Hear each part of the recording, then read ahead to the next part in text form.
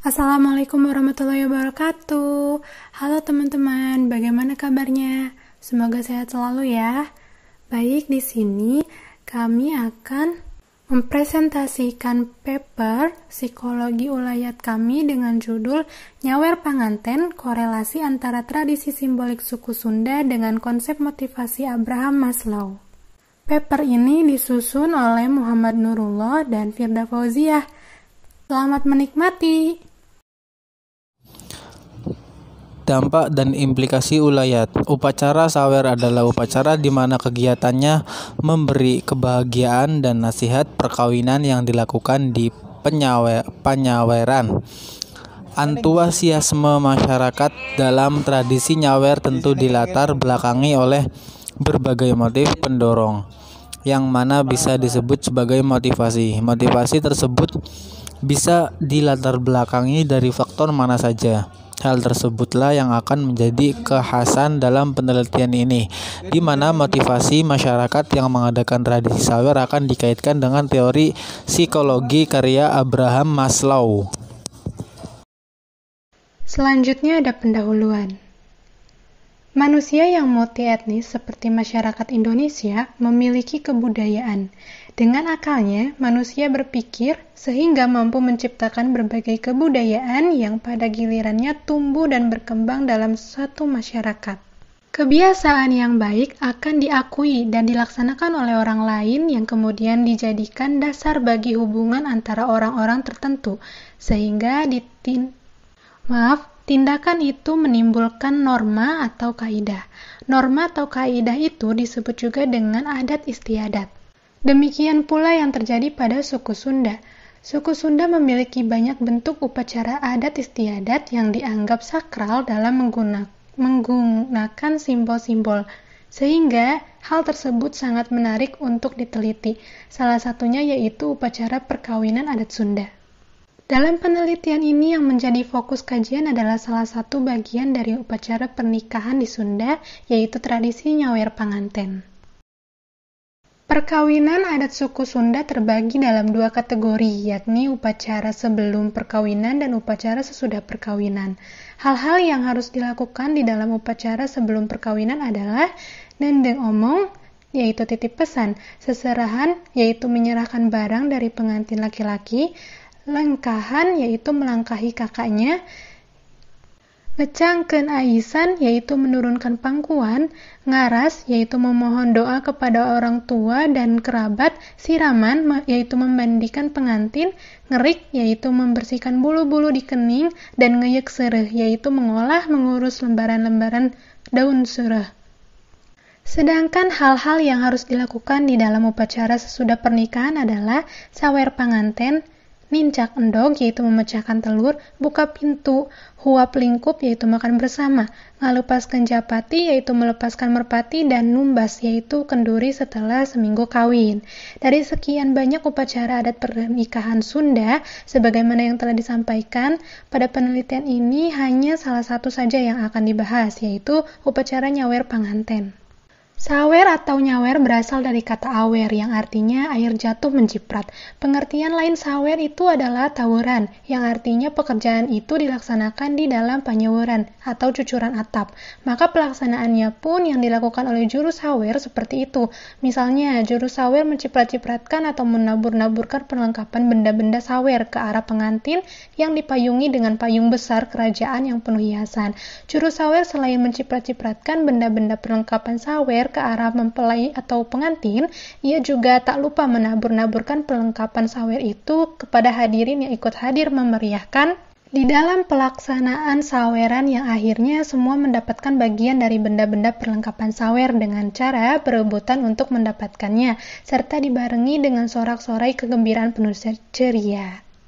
Bulan Safar dan bulan Ramadan merupakan bulan larangan atau pamali untuk menyelenggarakan acara-acara penting seperti perkawinan, kehitanan, membangun rumah, dan upacara adat. Hal ini dikarenakan bulan tersebut bertepatan dengan upacara menyepi. Makna dari sawer itu adalah nasihat, petuah, atau wasiat dari orang tua yang diwakilkan kepada juru sawer. Wasiat disebut sawer karena penyampaian wasiat itu dilaksanakan pada tempat cucuran atau penyauran. Maksudnya, wasiat dilakukan di sana agar isi wasiat atau isi nasihat itu selain terdengar oleh kedua mempelai, juga terdengar oleh khalayak yang mendengarkannya, baik oleh yang muda atau yang sudah tua.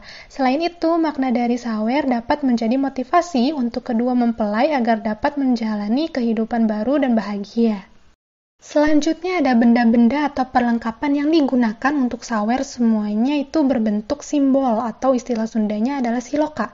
Misalnya, benda-benda yang digunakan untuk saweran antara lain yang pertama dari biji-bijian, contohnya ada beras. Dari daun-daunan, contohnya ada sirih. Dari bunga-bungaan, contohnya ada melati. Dari umbi-umbian, contohnya kunir atau kuning. Dan ada uang recehan dan juga uang kertas. Benda-benda tersebut diaduk-aduk dijadikan satu di dalam bokor yang terbuat dari perak atau perunggu atau kuningan. Kadang-kadang ada pula juru sawer mencelup beras putih tersebut ke dalam air kuning atau air kunir, sehingga warna beras yang tadinya putih itu berubah warna menjadi kuning. Kalau beras itu sudah berwarna kuning, tidak perlu lagi irisan kunir. Itu dikarenakan di dalam bokor tadi, karena warna kuningnya itu sudah melekat pada beras tadi. Adapun barang-barang yang digunakan dalam tradisi nyawer panganten beserta maknanya, diantaranya yang pertama tadi beras, melambangkan kesejahteraan. Nah, dalam kehidupan berkeluarga harus bisa mencari bahan pokok makanan agar kebutuhan pangan tercukupi. Apabila kebutuhan pokok pangan tercukupi, dapat dikatakan kehidupan berkeluarga ada dalam taraf kesejahteraan. Kemudian ada sirih melambangkan kerukunan. Jadi pengantin di dalam mengarungi kehidupan berumah tangga itu harus rukun dan damai. Jangan ada yang ego, yang mau menang sendiri, tetapi harus sabengkeun atau satu ikatan. Satu pendirian, satu kemauan, satu tujuan untuk mencapai yang diharapkan tersebut. Selanjutnya ada bunga-bungaan melambangkan keharuman. Harapan orang tua kepada kedua mempelai harus bagaikan simbol bunga, harus mempunyai nama harum karena memiliki perilaku yang baik, pengetahuan yang baik, yang membawa kepada kemaslahatan manusia untuk hidup dan bermanfaat lahir dan batinnya, serta suka membantu dan memberi rizki kepada manusia yang membutuhkannya juga. Lalu ada kunyit. Kunyit melambangkan emas yang mempunyai arti kemuliaan untuk pengantin. Selain itu, kunyit juga memiliki arti pepatah untuk pengantin bahwa dalam menjalani kehidupan rumah tangga harus seperti kunyit. Dalam bahasa Sunda, koneng. Namanya koneng, warnanya juga koneng. Artinya melambangkan bahwa apa yang ada di dalam hati harus sama dengan perkataan yang diucapkan. Intinya suami dan istri itu harus saling jujur dalam berucap. Yang terakhir ada uang, melambangkan kehidupan dunia. Artinya pepatah orang tua kepada pengantin harus bisa mencari rezeki untuk memenuhi kebutuhan hidup berkeluarga. Tapi jika sudah ada rezeki, jangan melupakan kewajiban untuk memberikan sedekah yang sesuai dengan perintah agama, utamanya kepada orang tua dan juga saudara-saudara. Dalam urutan upacara adat pernikahan secara keseluruhan, nyawer pangantin dilaksanakan setelah sungkeman, dilaksanakan setelah sah menjadi pengantin, dengan urutan seperti berikut. Pertama, juru sawer menyiapkan segala sesuatu yang digunakan dalam kegiatan tradisi nyawer pangantin. Lalu setelah semuanya lengkap, juru sawer menjelaskan maksud dan tujuan dilaksanakannya tradisi nyawer pangantin tersebut. Setelah itu, juru sawer melakukan lirik sawer yang bisa dalam bentuk syair, papantunan, pupuh, ataupun tembang. Setelah selesai melakukan lirik sawer, juru sawer dan orang tua pengantin melemparkan barang-barang sawer yang disimpan dalam bokor ke arah pengantin dan keluarga besar kedua pengantin, serta kepada masyarakat yang ikut berpartisipasi dalam tradisi nyawer tersebut. Salah satu lirik sawer panganten adalah sebagai berikut, silakan dilihat. Seringkali kata motif dan motivasi digunakan secara bergantian dalam suatu maksud. Pengertian antara keduanya memang sukar dibedakan secara tegas. Istilah motif menunjukkan suatu dorongan yang timbul dari dalam diri seseorang yang menyebabkan orang tersebut mau melakukan sesuatu. Sedangkan motivasi adalah suatu usaha yang dilakukan untuk mempengaruhi tingkah laku seseorang agar ia tergerak hatinya untuk bertindak sehingga mencapai hasil atau tujuan tertentu. Dalam teorinya tentang motivasi, Maslow mengemukakan ada 5 tingkatan kebutuhan pokok manusia. Kelima tingkatan inilah kemudian dijadikan pengertian kunci dalam memahami motivasi manusia. Maslow mengidentifikasi kebutuhan pokok atau kebutuhan dasar manusia dalam sebuah hierarki yang terendah bersifat biologis sampai tingkat tertinggi dan mengarah pada kemajuan individu. Kebutuhan-kebutuhan dasar basic needs yang dimaksud Maslow adalah satu, kebutuhan fisiologis. Psychological needs adalah sekumpulan kebutuhan dasar yang mendesak pemenuhannya karena berkaitan langsung dengan kelangsungan hidup manusia.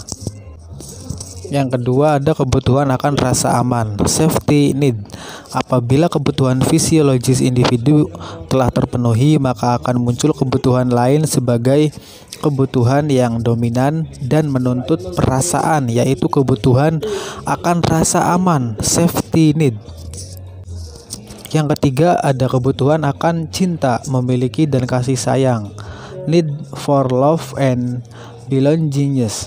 Kebutuhan ini adalah suatu kebutuhan yang mendorong individu untuk mengadakan hubungan afektif atau ikatan emosional dengan individu lainnya. Yang keempat, ada kebutuhan akan harga diri, esteem needs. Kebutuhan ini meliputi dua hal, for self-respect or self-esteem, and for the esteem of other, yaitu harga diri dan penghargaan dari orang lain. Dan yang terakhir, ada kebutuhan akan aktualisasi diri, need for self-actualization. Kebutuhan untuk mengungkapkan diri atau aktualisasi diri merupakan hierarki kebutuhan dasar manusia yang paling tinggi dalam Maslow. Maslow juga membagi motif-motif manusia dalam dua kategori, yaitu motif kekurangan, defisit motif, dan motif pertumbuhan, growth motif. Motif kekurangan, defisit motif, ditujukan untuk mengatasi ketegangan-ketegangan organismik yang disebabkan oleh kekurangan seperti lapar, kekurangan makan, haus, kekurangan minum, takut, kekurangan rasa aman. Oleh karena itu, motif pertama sampai keempat, yaitu kebutuhan fisiologis sampai kebutuhan akan harga diri, disebut motif menghilangkan. Konseptualisasi masalah. Tradisi nyaweran merupakan tradisi yang melekat sejak lama di kehidupan masyarakat Sunda, khususnya di daerah Majalengka, Jawa Barat.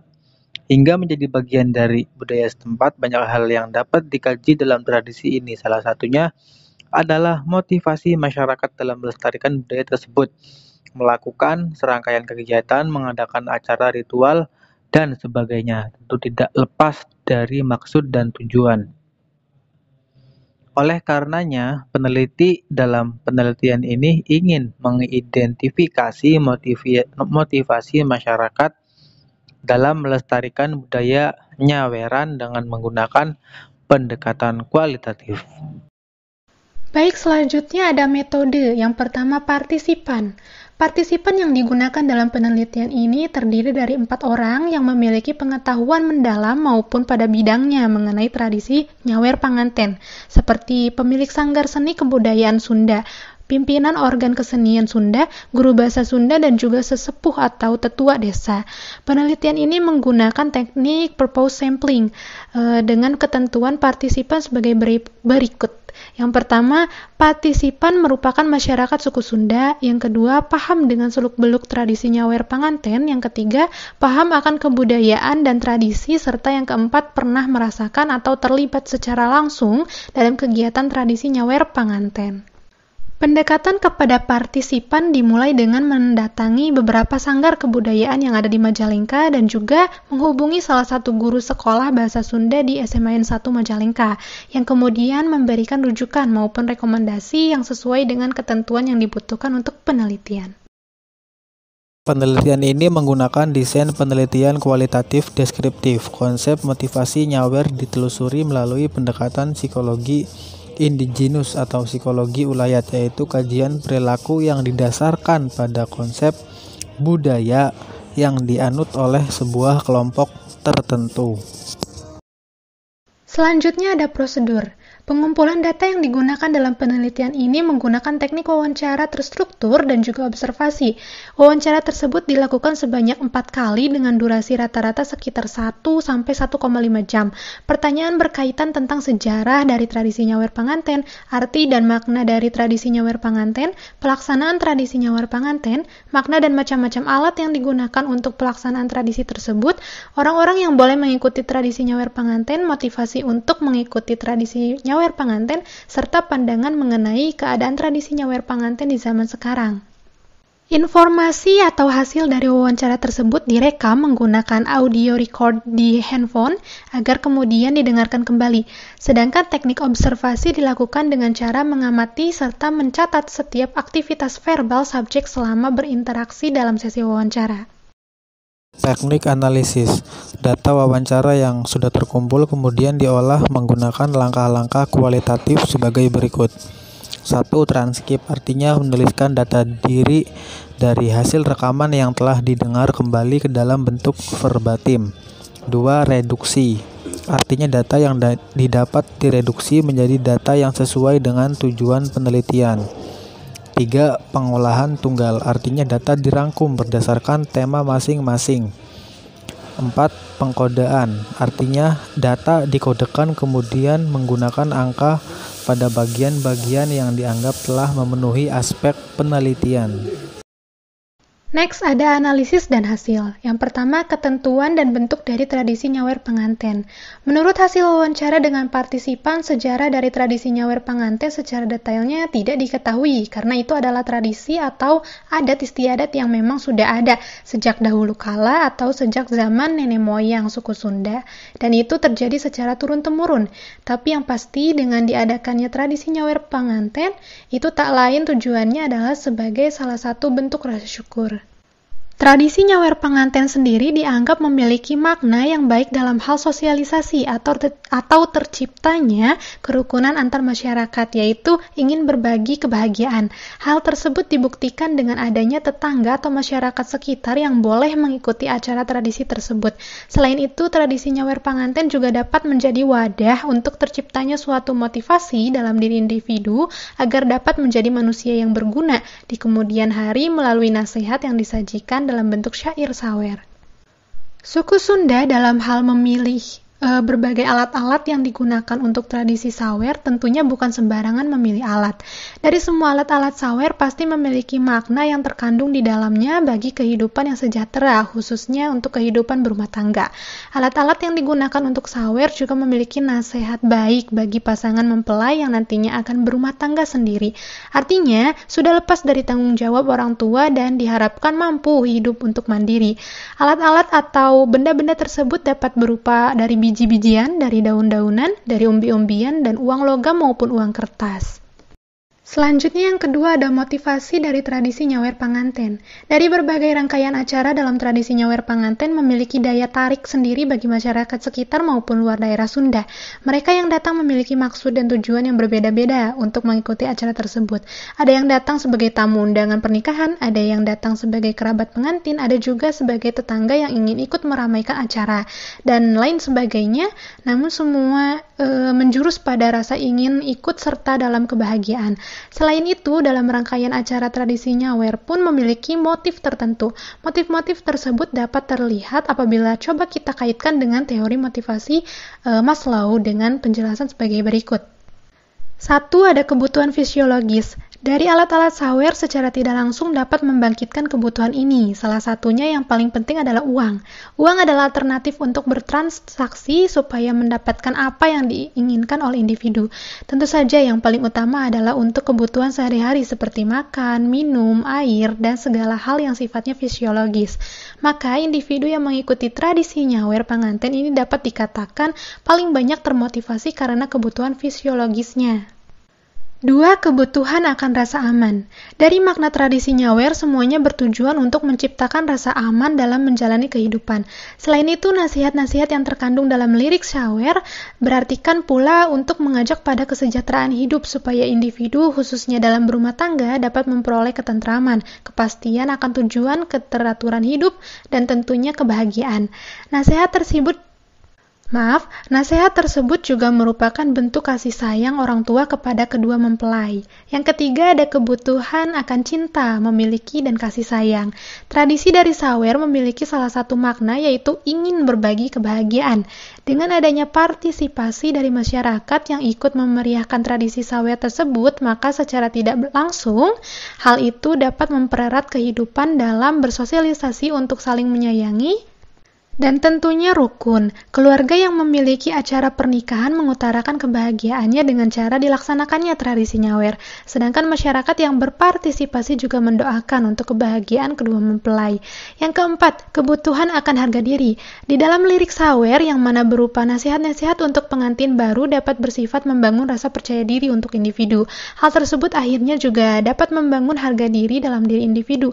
Nasihat tersebut seakan-akan menjadi pengingat bahwa dengan berbuat baik dan tidak melanggar adat nenek moyang, maka hidup akan menghasilkan sikap percaya diri, rasa berharga, rasa mampu, dan perasaan berguna untuk individu lainnya.